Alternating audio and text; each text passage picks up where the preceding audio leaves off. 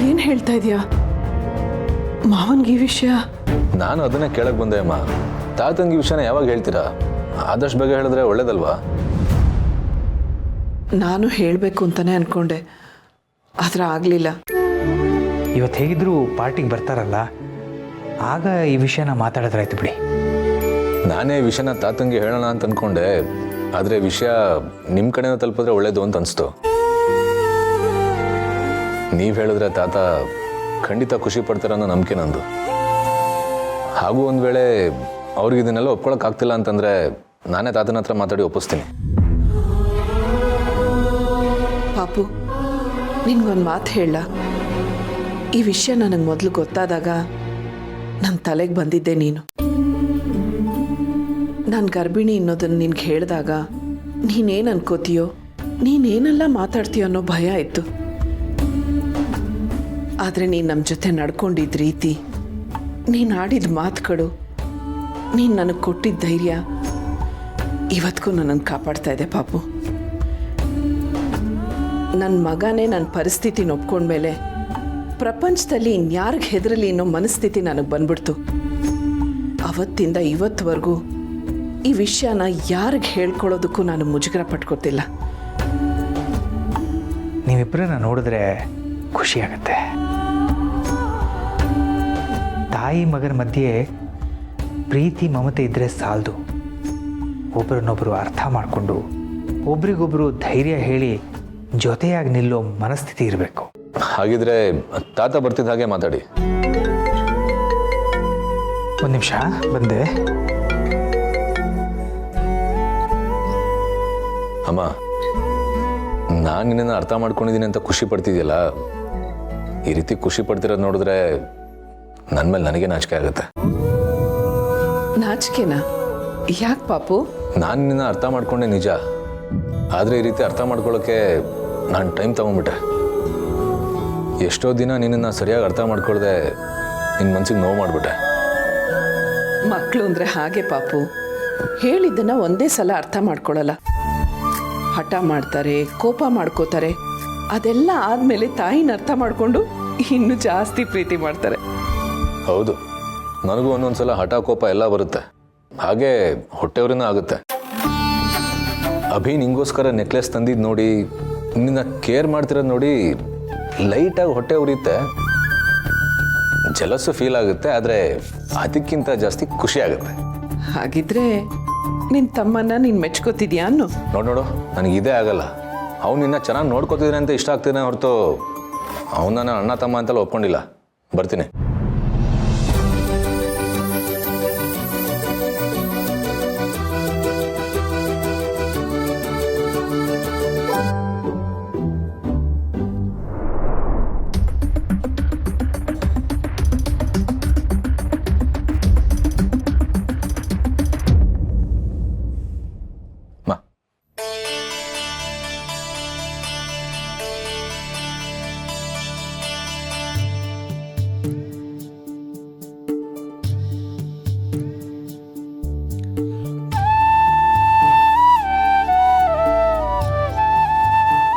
ಆದರೂ ನಿಮಗಿದು ತುಂಬ ಚೆನ್ನಾಗಿ ಕಾಣ್ತಾ ಇದೆ. ನಿಮ್ಗೆ ಸೂಟ್ ಆಗೋಂಥದ್ದೇ ತಂದಿದ್ದಾನೆ. ಚೆನ್ನಾಗಿದೆ.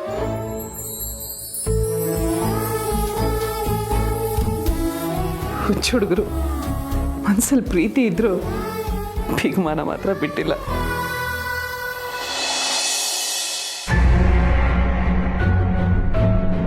ಕುರುಡು ಕಾಂಚಣ್ಣ ಕುಣಿಯುತ್ತಲ್ಲಿತ್ತು, ಕಾಲಿಗೆ ಬಿದ್ದವರ ತುಳಿಯುತ್ತಲ್ಲಿತ್ತು. ಕುರುಡು ಅಲ್ಲೋ ಹೇಳಿ ಮೇಡಮ್. ಹೇಳಬೇಕಾಗಿರೋದು ನೀನು.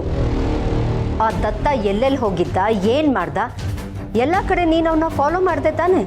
ಎಸ್, ಬೇತಾಳದ ಹಾಗೆ ದತ್ತ ಎಲ್ಲೆಲ್ಲಿ ಹೋದ್ರೋ ಎಲ್ಲ ಕಡೆನೂ ಫಾಲೋ ಮಾಡಿದ್ದೀನಿ. ಎಲ್ಲ ಫೋಟೋಸು ನನ್ನ ಹತ್ರ ಸೇಫ್ ಆಗಿದೆ.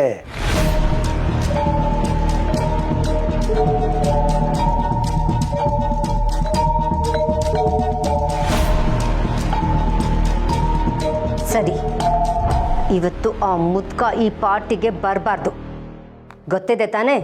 ಚೆನ್ನಾಗಿ ಹೇಳಿದ್ರಿ ತಾತಣ್ಣ. ಆಗ್ಲೇ ಪಾರ್ಟಿಗೆ ಹೋಗಾಯ್ತು. ನಾನು ಪಾರ್ಟಿಗೆ ಬರಬೇಕು ಅಂದ್ಕೊಂಡಿದ್ದೆ ಮೇಡಮ್. ಅದು ಏನು ಮಾಡೋದು? ಸಿರಿ ಅವ್ರ ಅಪ್ಪನ್ನ ನನಗೆ ತಗಲಾಕ್ಬಿಟ್ಟು ಎಲ್ಲರೂ ಅಲ್ಲಿಗೆ ಹೋಗಿದ್ದಾರೆ. ನೀವೊಂದು ಕೆಲಸ ಮಾಡಿ, ನನ್ನ ಅಕೌಂಟ್ಗೆ ಒಂದಷ್ಟು ದುಡ್ಡು ಹಾಕಿ ನಾವು ನಿಮ್ಮ ಹೆಸರು ಹೇಳ್ಕೊಂಡು ಇಲ್ಲೇ ಪಾರ್ಟಿ ಮಾಡ್ಬಿಡ್ತೀವಿ. You fool! ದತ್ತ ಪಾರ್ಟಿಗೆ ಬರಬಾರ್ದು ಅಂತ ಹೇಳಿದ್ದೆ ತಾನೇ? ಹೇಳಿದ ಕೆಲಸ ಮಾಡೋಕ್ಕಾಗಲ್ವಾ? ಏನು ಮೇಡಮ್, ನಿಮಗೆ ಸರಿ ಅನ್ಸತ್ತಾ? ಒಂದ್ಸಲ ಸಿಕ್ಕಾಪಟ್ಟೆ ರೆಸ್ಪೆಕ್ಟ್ ಕೊಡ್ತೀರಾ, ಒಂದೊಂದ್ಸಲ ಅನ್ರೆಸ್ಪೆಕ್ಟ್. What is this? ಹೇಳಿದ ಕೆಲಸ ಮಾಡದೇ ಇರೋರ್ನ ನಾನು ಹೀಗೆ ಮಾತಾಡ್ಸೋದು. ಇವತ್ತು ಆ ದತ್ತ ಪಾರ್ಟಿಗೆ ಹೊರಡಬಾರ್ದಾಗಿತ್ತು. ಭಾಳ ಕಷ್ಟ ಇದೆ ಮೇಡಮ್. ದತ್ತನ್ನ ಎದುರಾಕೊಳ್ಳೋದು ಅಷ್ಟು ಸುಲಭದ ಮಾತಲ್ಲ ಬಿಡಿ. Shut up! ಇನ್ನೊಂದು ಮಾತಾಡ್ಬೇಡ.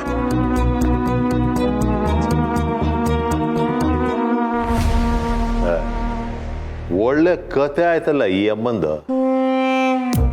ಇದ್ದಂಗೆ ಹೇಳಿದ್ರೆ ಯಾದ್ ಬಂದು ಯಾದ್ ಗೊತ್ತರಂತೆ, ಹಂಗಾಯ್ತು ಈ ಅಮ್ಮನ ಕತೆ.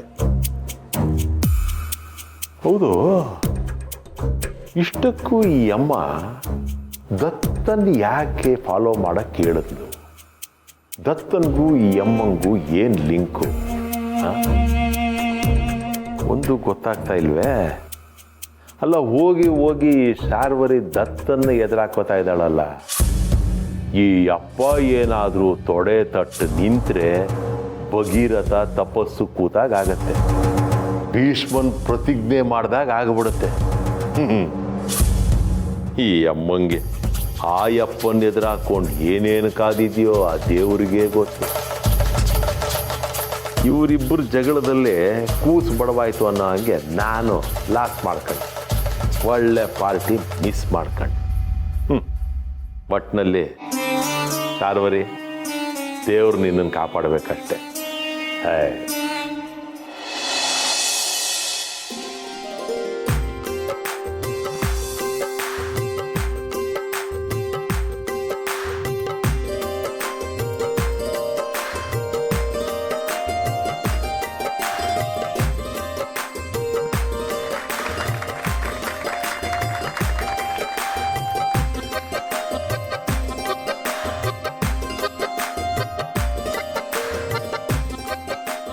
So good evening. ಅಂತೂ ಇಂತೂ ಈ ಕೋತಿನ ಈ ಮನೆಯಿಂದ ಆಚೆ ಹಾಕೋ ಟೈಮ್ ಬಂದಾಯ್ತು. ಈ ಕೋತಿ ಕಾಟ ತಪ್ಪಲ್ಲ ಅನ್ನೋ ಕಾರಣಕ್ಕೆ ಈ ಪಾರ್ಟಿ. ನೋಡಿದ್ರ ಇದಕ್ಕೆ ಕಾಟ ಅನ್ನೋದು. ಕಾಟ ಕೊಡೋ ಘಾಟಿ ಹುಡುಗಿ ಇವಳು. Anyway, jokes apart, Nidhi bachelors ಪಾರ್ಟಿಗೆ ಬಂದಿರೋ ನಿಮ್ಮೆಲ್ರಿಗೂ ಹಾರ್ಟ್ಲಿ ವೆಲ್ಕಮ್.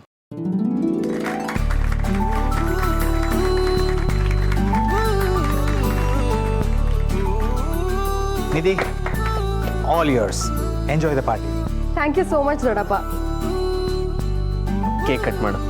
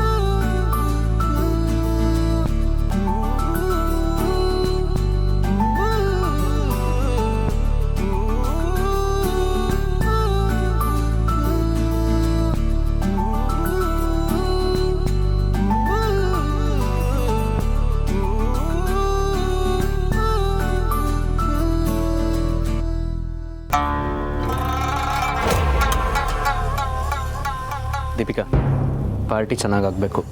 ಯಾರಿಗೂ ಯಾವ ಕೊರತೆನೂ ಆಗಬಾರ್ದು. ಫುಡ್ ಆಗಲಿ, ಜ್ಯೂಸ್ ಆಗಲಿ, ಡ್ರಿಂಕ್ ಆಗಲಿ ಯಾವುದರಲ್ಲೂ ಕಡಿಮೆ ಆಗಬಾರ್ದು. ಎಲ್ಲ ವ್ಯವಸ್ಥೆ ಆಗಿದೆ ಅಲ್ಲ? ಎಲ್ಲ ವ್ಯವಸ್ಥೆ ಆಗಿದೆ ಅಭಿ.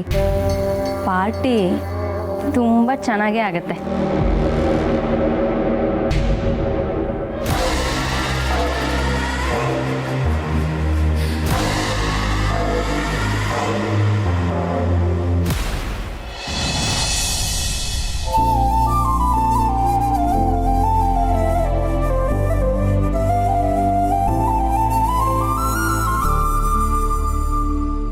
ಯು ನಿನ್ನೆನೆ ನನಗೆ ರೋಟಿ ಕರಿ ಸರ್ವ್ ಮಾಡು.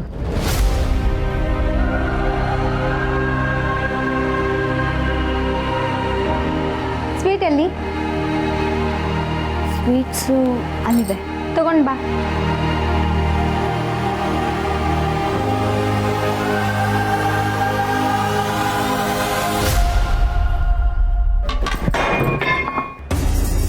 ಹೇ ಈಡಿಯಟ್, ಕಣಲ್ವಾ ನಿನಗೆ? ಸಾರಿ, ಕೈ ಜಾರ್ಬಿಡ್ತು, ಕ್ಷಮಿಸಿ. ಕ್ಷಮಿಸೋದಾ? ಮೈ ಮೇಲೆ ಪ್ರಜ್ಞೆ ಇರಲ್ವಾ? ನಿಮ್ಮಂಥವ್ರನ್ನೆಲ್ಲ ಯಾಕಾದ್ರೂ ಕೆಲ್ಸಕ್ಕೆ ಇಟ್ಕೋತಾರೋ?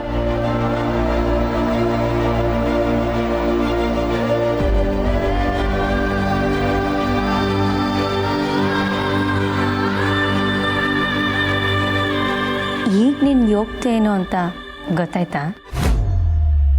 ಆ ಕೆಲ್ಸದವ್ರು ಹುಟ್ಟಿರೋ ಸೀರೆನೇ ನೀನು ಹುಟ್ಟಿದೀಯ. ಅವ್ರಿಗೂ ನಿನಗೂ ಏನು ಅಷ್ಟು ವ್ಯತ್ಯಾಸ ಇಲ್ಲ. ನಿನಗಿಲ್ಲಿ ಎಷ್ಟು ಮರ್ಯಾದೆ ಸಿಗಬೇಕೋ ಅಷ್ಟೇ ಸಿಕ್ಕಿದೆ. ದೀಪಿಕಾ? ಹೌದು, ದೀಪಿಕಾನೇ ಮಾತಾಡ್ತಿರೋದು. ನಾನು ನಿನಗೆ ಸೀರೆ ತಂದ್ಕೊಂಡಿದ್ದ ತಕ್ಷಣ ಪ್ರೀತಿಯಿಂದ ತಂದ್ಕೊಂಡೆ ಅಂದ್ಕೊಂಡ್ಯಾ? ನಾನು ನಿನ್ನ ಅಕ್ಕ ಅಂತ ಒಪ್ಕೊಂಡೆ ಅಂತ ನಂಬ್ಕೊಂಡ್ಬಿಟ್ಯಾ? ಸಾಧ್ಯನೇ ಇಲ್ಲ. ಅಪ್ಪ ಅಮ್ಮ ನಿನ್ನ ಮಗಳು ಅಂತ ಒಪ್ಕೊಬೋದು, ಆದರೆ ಈ ಜನ್ಮದಲ್ಲಿ ನಾನು ನಿನ್ನ ಅಕ್ಕ ಅಂತ ಒಪ್ಕೊಳ್ಳೋಕ್ಕೆ ಸಾಧ್ಯನೇ ಇಲ್ಲ. ನಿನ್ನಂಥವ್ರು ಏನಿದ್ರು ನನ್ನ ಕಾಲು ಧೂಳಿಗೆ ಸಮ. Deepika, what happen? ಇವಳು ನಿನ್ನ ಅಕ್ಕನಾ? No way. ನೀವು ಟ್ರೀಟ್ ಮಾಡ್ತಿರೋ ರೀತಿ ಕರೆಕ್ಟಾಗೇ ಇದೆ. You please carry on. ನೋಡಿದ್ಯಾ, ಒಂದೇ ದಿನದಲ್ಲಿ ನಿನ್ನ ಯೋಗ್ಯತೆ ಬಗ್ಗೆ ನನ್ನ ಫ್ರೆಂಡ್ಸಿಗೂ ಗೊತ್ತಾಯ್ತು.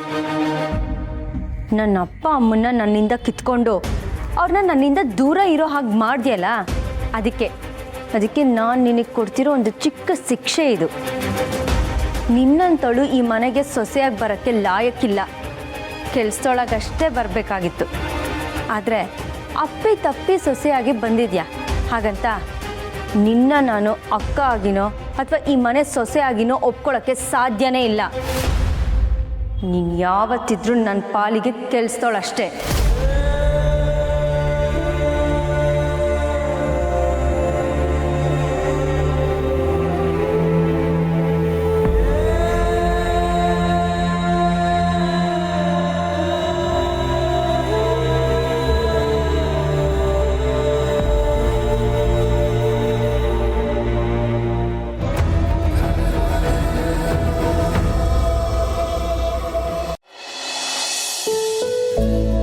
ನಿಧಿ, ಈ ಕಾಸ್ಟ್ಯೂಮ್ ಅಂತೂ ನಿಮಗೆ ತುಂಬ ಚೆನ್ನಾಗಿ ಕಾಣ್ತಿದೆ.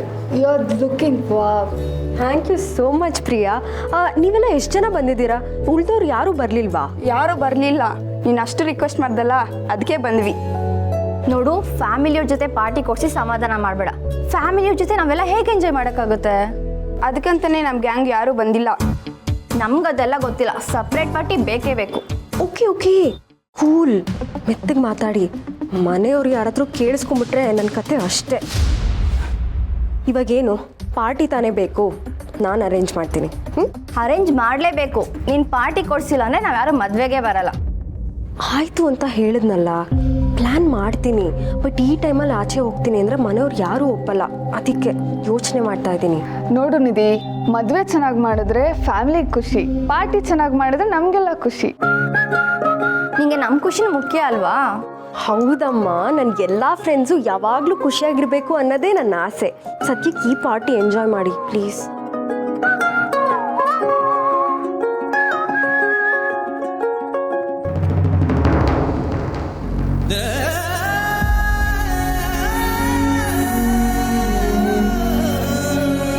ಪೂರ್ಣಿ, ಏನಾಯ್ತು?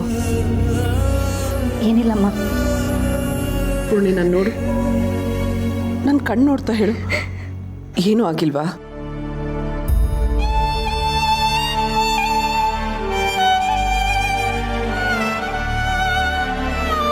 ಏನಾಗಿದೆ ಅಂತ ಹೇಳ್ಕೊಳ್ಳೋದಕ್ಕೆ ನಿನ್ಗಿಷ್ಟು ನೋವಾಗ್ತಾ ಇದೆ.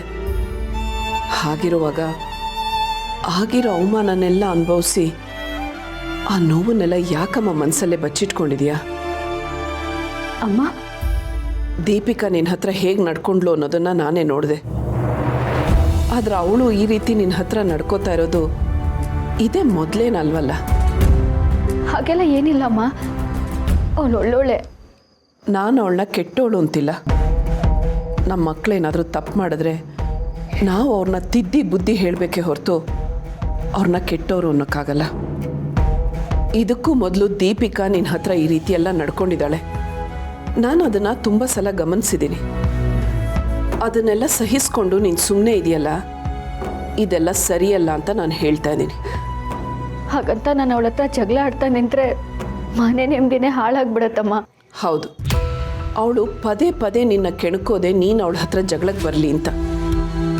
ನೀನು ಅವಳ ಹತ್ರ ಜಗಳಕ್ಕೆ ಹೋಗದೆ ಇರೋದೇನೋ ನಿಜ.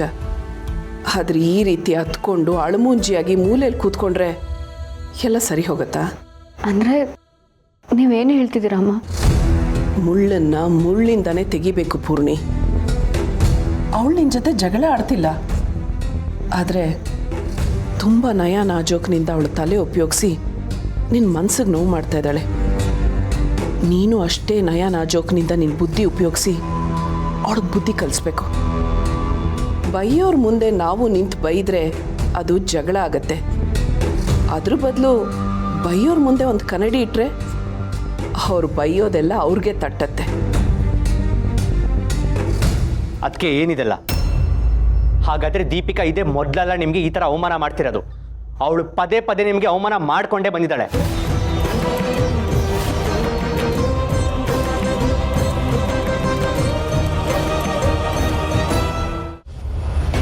ಇಲ್ಲ, ಅದಕ್ಕೆ ನಾವಿದನ್ನೆಲ್ಲ ಸಹಿಸ್ಕೋಬಾರ್ದು. ಅವಳಿಗೆ ಇವತ್ತೇ ಸರಿಯಾಗಿ ಬುದ್ಧಿ ಕಲಿಸ್ತೀನಿ. ಇನ್ಯಾವತ್ತೂ ಹೀಗೆ ಮಾಡಬಾರ್ದು. ಬನ್ನಿ, ಅದಕ್ಕೆ ಹೋಗೋಣ. ನಿಮ್ಮ ಮುಂದೆನೇ ಅವಳಿಗೆ ಬೈದು ಬುದ್ಧಿ ಕಲಿಸ್ತೀನಿ. ಅಭಿ, ನೀನೀಗ ಹೋಗಿ ಎಲ್ರ ಮುಂದೆ ಅವಳನ್ನು ಬೈದ್ರೆ ಅವಳು ಬದಲಾಗ್ತಾಳ? ಬಂಡತನ ಇರೋರಿಗೆ ಬೈದ್ರೆ ಮೊಂಡುತನ ಜಾಸ್ತಿ ಆಗತ್ತೆ. ಇದು ಅಕ್ಕ ತಂಗಿಯರ ಮಧ್ಯೆ ಇರೋ ಸಮಸ್ಯೆ. ಇದರಲ್ಲಿ ನಾನಾಗ್ಲಿ ನೀನಾಗ್ಲಿ ತಲೆ ಹಾಕಿದ್ರೆ ಅವ್ರ ಈಗೋ ಇದನ್ನು ಸಹಿಸಲ್ಲ. ಅವರಿಬ್ಬರ ಮಧ್ಯೆ ಇರೋ ಸಮಸ್ಯೆನ ಅವರಿಬ್ಬರೇ ಬಗೆಹರಿಸ್ಕೋಬೇಕು. ಸೋಲು ಗೆಲುವು ಅನ್ನೋದು ಇವರಿಬ್ಬರ ಮಧ್ಯೆನೇ ಇರಬೇಕು. ಇವರಿಬ್ಬರ ಮಧ್ಯೆ ಯಾರಾದರೂ ಹೋದರೆ ಅವ್ರಿಗೆ ಅವಮಾನ ಅನ್ನಿಸ್ಬೋದು. ಸೋಲನ್ನು ತಪ್ಪಿಸ್ಕೊಳ್ಳೋದಕ್ಕೆ ಜಗಳ ಮುಂದುವರಿಸ್ಬೋದು. ಅಷ್ಟಕ್ಕೂ ನಮ್ಮ ಉದ್ದೇಶ ಅವಳನ್ನು ಬೈಯೋದಲ್ಲ, ಅವಳಿಗೆ ಬುದ್ಧಿ ಕಲಿಸೋದು, ಅವಳನ್ನು ಬದಲಾಯಿಸೋದು.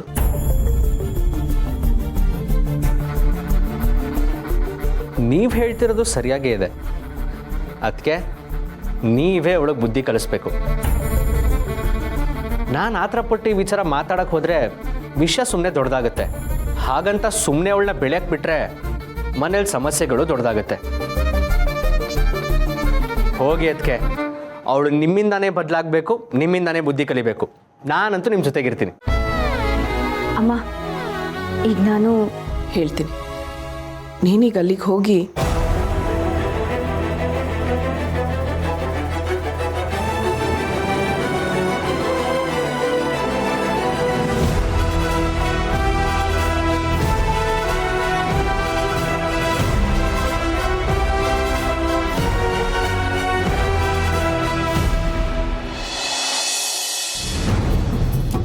ಆ ದತ್ತ ಸ್ಮಶಾನದ ಹತ್ರ ಅಕ್ಕನ ಕಾಲೇಜ್ ಹತ್ರ ಹೋಗಿದ್ದ ಅಂದರೆ ಅವನಿಗೆ ನನ್ನ ಬಗ್ಗೆ ಅಕ್ಕನ ಬಗ್ಗೆ ಎಲ್ಲ ಗೊತ್ತಾಗೋಗಿರುತ್ತಾ?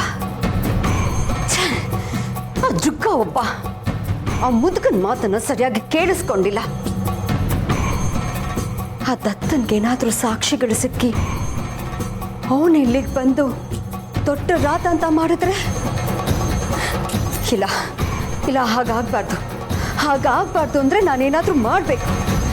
ಏನು ಮಾಡಲಿ?